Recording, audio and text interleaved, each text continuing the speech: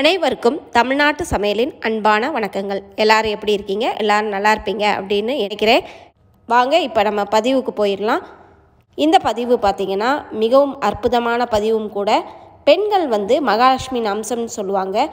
அந்த விதத்தில் பார்த்திங்கன்னா பெண்கள் அவங்க கையில் கண்ணாடி வளையல், தங்க வளையல், பஞ்சலோக வளையல், இந்த மாதிரி உலோகங்களால் செய்யப்பட்ட வளையலை போட்டிருப்பாங்க. ஏன் பிளாஸ்டிக் வளையல் கூட அவங்க இப்போ போட்டுக்கிட்டு இருக்காங்க. இப்படி பல தரப்பட்ட வளையல்கள் இருந்தாலும் பெண்களுக்கு அழகு சேர்ப்பதோடு லக்ஷ்மி கடாட்சம் திகழ்வதற்கு இப்போ நான் சொல்லக்கூடிய வளையலை நீங்கள் போட்டுக்கிட்டு வந்தீங்கன்னா நிச்சயம் உங்கள் வீட்டில் லக்ஷ்மி கடாட்சம் திகழும். மகாலட்சுமியின் அம்சம் பொருந்தியது தான் இந்த சங்கு. மகாலட்சுமி பார்க்கடலில் பிறந்தனால பார்க்கடலிருந்து எடுக்கக்கூடிய எல்லா பொருட்களுமே மகாலட்சுமியின் அம்சமாக கருதப்படுது. அதில் மகாலட்சுமி வாசம் செய்கிறாங்க. அந்த மாதிரி ஒரு பார்க்கடலிலிருந்து கிடைத்த சங்கு இருக்குது பார்த்திங்களா, இந்த சங்குலேருந்து செய்யப்பட்ட வளையல் தான் சங்கு வளையல்.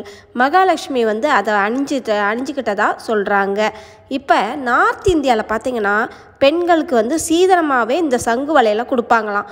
பெண் புகுந்த வீட்டில் ஐஸ்வர்யத்தோடு இருக்கணும், அதுக்காண்டி தான் இந்த மாதிரி கொடுக்குறாங்க.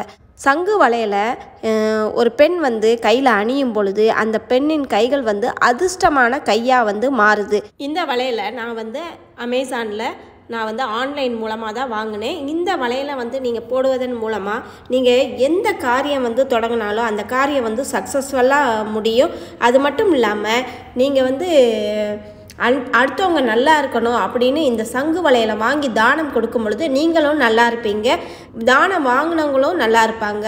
வறுமையில் இருக்கக்கூடிய இந்த சங்கு வளையலை கொண்டு போய் இந்த கஷ்டப்படுறீங்க பார்த்தீங்களா, அவங்களாம் இந்த சங்கு வளையலை பெண்கள் அணியும் பொழுது அந்த இடத்துல செல்வ செழிப்பு தான் இருக்குமே தவிர வறுமை என்ற நிலை இருக்கவே இருக்காது.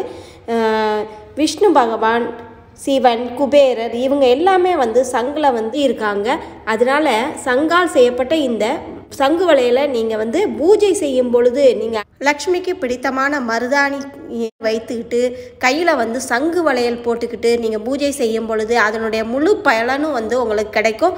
இந்த பதிவு உங்களுக்கு பிடிச்சிருக்கும்னு நான் நம்புகிறேன். இந்த மாதிரி ஆன்மீக தகவல் தெரிஞ்சுக்கிறதுக்கு நம்ம சேனலை சப்ஸ்கிரைப் பண்ணுங்கள். புதுசாக நம்மளுடைய ஃப்ரெண்ட்ஸுங்க எல்லாம் சப்ஸ்கிரைப் பண்ணிவிட்டு எல்லா வீடியோஸையும் நீங்கள் பாருங்கள்.